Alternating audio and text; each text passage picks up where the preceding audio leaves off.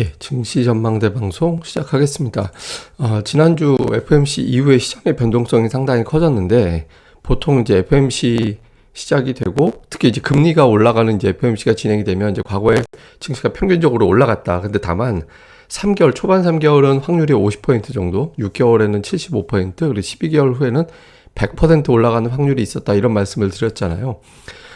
미국 금리 인상 이후 증시의 추이를 조금 더 세부적으로 봤습니다. 그러니까 1988년도 이후에 금리 올린 당일, 다음 날, 다음 주, 다음 달 이렇게 제가 나눠서 봤더니 제각각이었어요. 그러니까 근데 이제 특이한 거는 올라가고 내려가고가 좀 엇갈리는 그런 경향이 있죠. 근데 또 하나는 다음 주, 금리 인상한 다음 주에 올라간 경우에는 다음 달에는 빠졌고, 금리 인상한 다음 주에 하락한 경우에는 그 다음 달에는 또 올라가는 그런 좀 엇갈리는 모습이 나왔거든요. 근데 어쨌든 금리 인상을 했다라고 해서 다음 주에 특별하게 무조건 올라간다, 다음 달에도 무조건 어떻게 내려간다 또는 올라간다 이런 규칙성은 없었습니다. 그냥 금리 자체보다는 그때를 지배하는 메인 재료가 뭐가 되느냐, 이게 더 중요하다라는 거를 보여주는 거고요.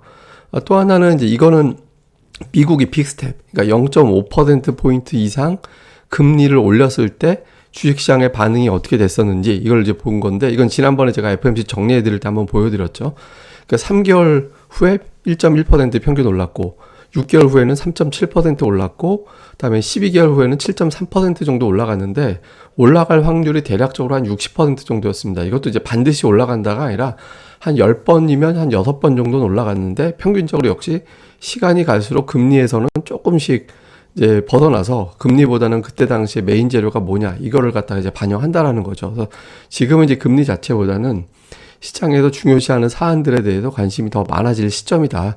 이렇게 보시면 되겠습니다. 그러면 이제 지표들을 한번 살펴볼 필요가 있죠. 왜냐하면 지표를 통해서 지금 뭐를 보고 있는지를 알 수 있으니까. 10년물 금리는 3%를 훌쩍 넘어서 3.1%대까지 올라갔습니다. 제가 이제 금리 이야기는 잠시 한번 설명 또 드릴 거고, 그 다음에 기대했던 거는 달러가 꺾이고 원자재가 좀 내려가지 않을까라는 기대를 했었는데, 달러 인덱스는 조금 주춤거리긴 했거든요. 근데 지금 103.7 정도 되죠. 그러니까 여기서 조금 더 하향돼야 되는 문제가 있는데, 어쨌든 달러는 이제 이전 고점 부근에서는 좀 주춤거리곤 있지만 확실하게 아랫방향은 아니다. 그 다음에 이제 국제유가는 다시 올라 버렸습니다. 이게 이제 러시아 원유 수입 안 한다 뭐 이런 어떤 논란들이 계속 제기가 되고, 오펙 산유국들이 협조를 잘 안 하고 있죠. 그러다 보니까 이제 국제유가가 110달러 언저리까지 왔는데, 최근에 국제유가가 대략 110달러, 하단은 95달러 이 사이에서 움직였거든요. 그러니까 여기서 이제 유가가 고점을 만들어내지 못하고 또 올라버리는 상황이 생기면 인플레이션 정점론이 또 힘을 잃게 되는 상황이 생길 수 있거든요. 그래서 이건 좀 향후에 조심스럽게 봐야 될 것 같습니다. 그 다음에 이제 중요한 게, 이게 이제 파월 의장에 대한 파월 의장이 0.75%포인트 인상은 없어, 이렇게 이제 발언을 했었잖아요. 그래서 그 다음날 이제 0.75 확률이 뚝 떨어지는 그런 상황이 만들어졌었는데, 지금은 다시 높아졌어요.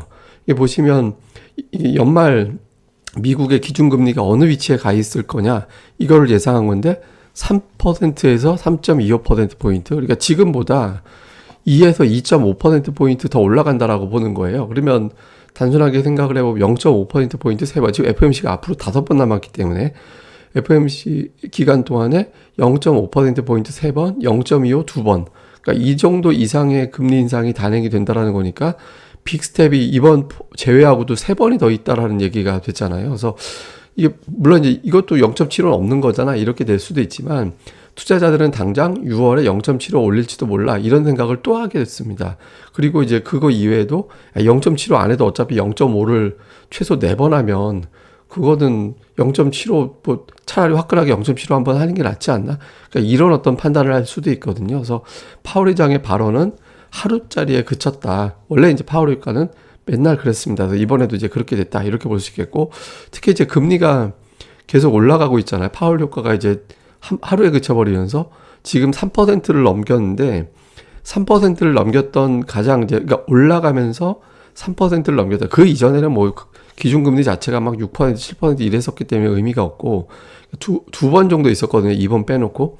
2013년도, 이제 그리고 2018년도, 예, 그때 이렇게 각각 이제 미국의 이제 10년물 국채 금리가 3%를 넘기는 그런 상황이 있었는데 그때 당시에 이제 주식시장의 어떤 추이를 보면 좀 그 찍던 시점 직전까지는 괜찮은데 찍은 이후에 시장이 좀 고전을 하는 그런 경향이 좀 있었거든요. 그러니까 물론 이제 저 때는 다른 이슈가 있었습니다. 예를 들면 뭐 2018년도 때는 이제 미중 무역 전쟁이 있었고 또 2013년, 24년 저 때도 또 이제 중국발 제조업 위기설 뭐 이런 것들도 좀 있고 막 그랬을 때 초기에 해당되는 재료들도 좀 있었잖아요. 그때 물론 이제 저 때는 박스권이었기 때문에 그렇게 의미 있는 중국 재료는 아니었고 중국 재료 가장 크게 부각이 됐던 거는 사실은 2018년도 미중 무역 전쟁 때죠. 그러니까 3년물, 10년물 국채 금리 때문에 빠졌다 이렇게 볼 수는 없긴 한데 어쨌든 투자자들은 과거의 사례 데이터를 자꾸 보게 되니까 3% 이상이 더 자꾸 유지가 된다라면 좀 긴장도가 높아질 수 있습니다. 그래서 이번 주에 이제 금리가 좀 안정되는지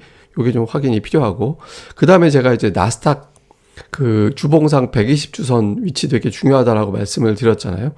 이 위치에서 멀어지게 되면 금융위기급의 하락이 나온 경우가 있었기 때문에 이게 좀 조심스럽다. 근데 지난 주말에 그렇게 훌쩍 깨져서 내려가 있는 상황이 생겼잖아요. 그래서 IT 버블, 부동산 버블 터지듯이 이번에 이제 코로나 버블 터지는 거 아니냐 이런 걱정이 있거든요. 그래서 이제 지금 현재 나스닥 주봉이 이렇게 돼버렸죠. 근데 요 5주 연속 빠졌고 과거의 사례를 한번 볼 필요가 있습니다. 과거에 이제 깨졌을 때 깨지고 바로 복원하고 깨지고 바로 복원하고 요거 이제 2011년 때 사례고요.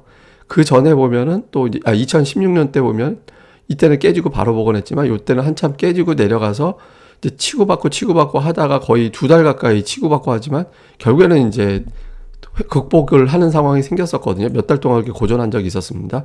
이때는 한 주 축 밀리고 2주 동안 그 아래가 있다가 3주 차에서 돌려 세우는 그런 움직임이 나왔었고 또 이때도 이제 이건 코로나 때죠. 그러니까 3주를 그 아래에 있었어요.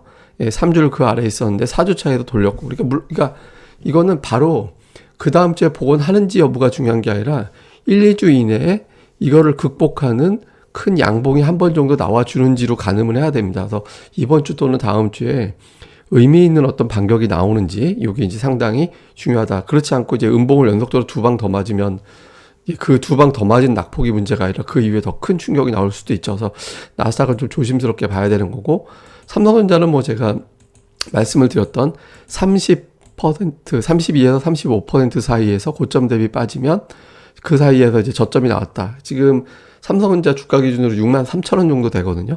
그러니까 63,000원 정도를 방어를 하는지 여부, 그것도 역시 이제 시장을 가늠할 수 있는 주요 재료다. 이렇게 보시면 되겠습니다.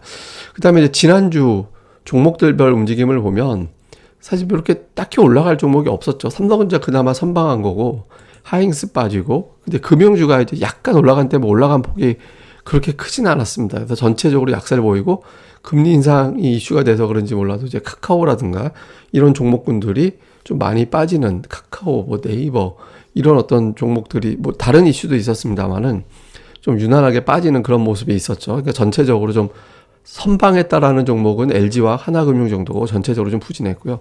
다음에 이제 코스닥 쪽을 보면 통신장비하고 2차전지. 근데 2차전지 쪽은 에코프로비엠이 일관되게 계속 강하거든요. 최근에 한 4, 5주 정도 보면.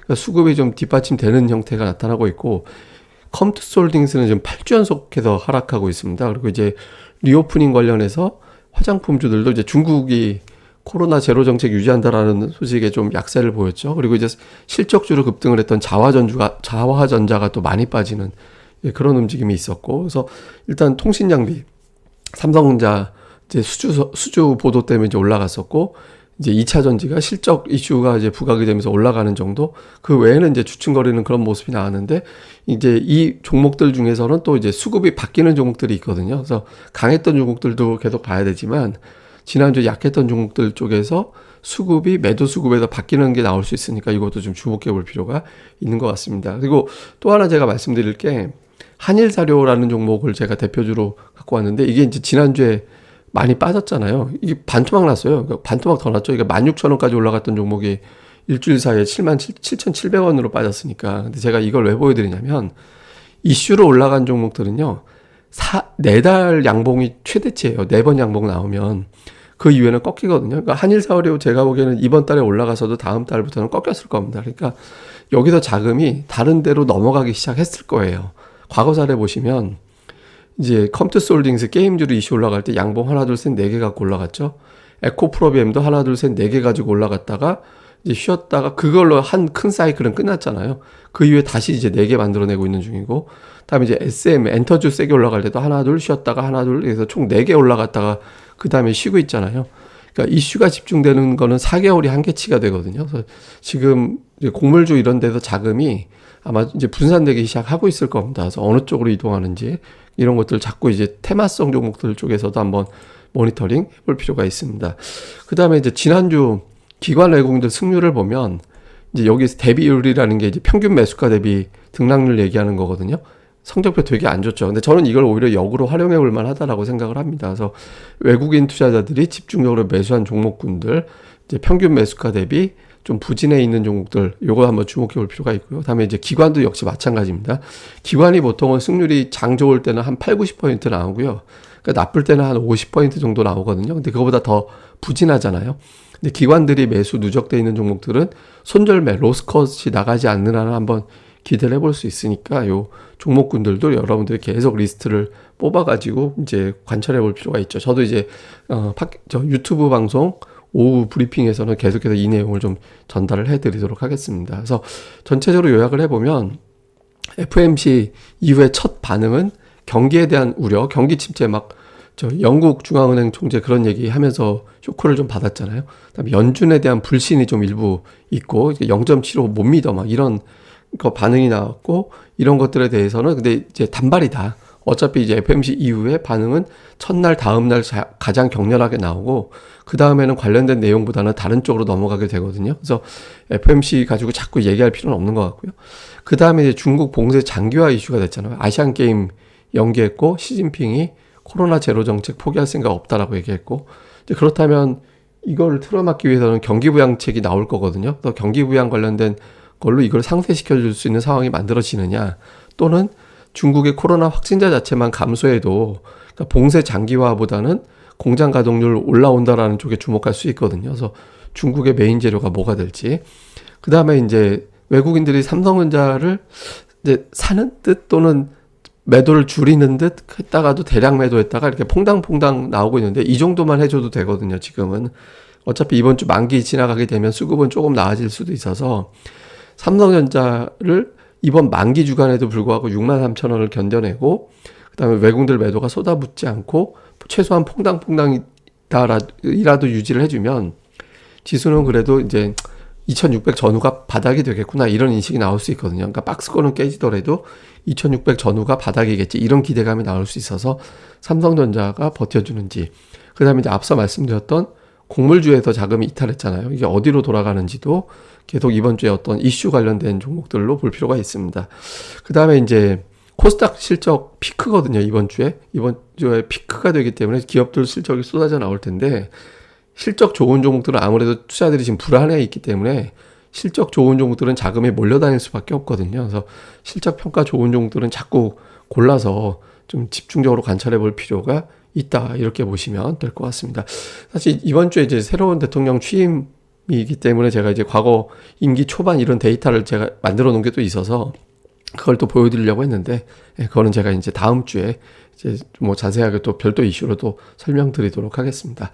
그럼 또 오늘 하루 잘 보내시고요. 그리고 주말에 올려진 트레이더들의 대화 방송 꼭 좀 보셨으면 좋겠고, 유튜브 방송 구독하기도 꼭 부탁을 드리겠습니다. 그럼 감사합니다.